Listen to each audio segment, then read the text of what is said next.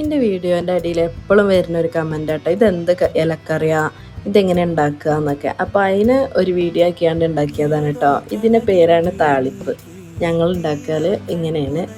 വേറെ വീട്ടുകാരൊക്കെ വേറെ രീതിയിൽ ഉണ്ടാക്കാം. ഞാൻ ഉണ്ടാക്കുന്ന രീതിയിൽ ഉണ്ടാക്കുന്നതാണ് കേട്ടോ ഞാൻ വീഡിയോ എടുക്കുന്നത്.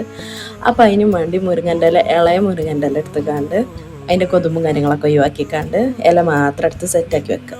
എന്നിട്ട് പിന്നെ ചീനച്ചട്ടി എടുത്തുകാണ്ട് അതിക്ക് ലേശം വെളിച്ചെണ്ണ ഒഴിക്കുക. പിന്നെ അതിക്ക് തൂമ്പിക്കാനായിട്ട് ചീരുള്ളിയോ വെളുത്തുള്ളിയും ചിലവർ തുമ്പിക്കും. അതേമാതിരി ചീരുള്ളി തുമ്പിച്ച് കണ്ട് ഇത്ര ഇങ്ങോട്ട് മുക്കട്ടെ, എൻ്റെ കുറച്ച് കരിഞ്ഞു മൂത്ത പോലെയായി.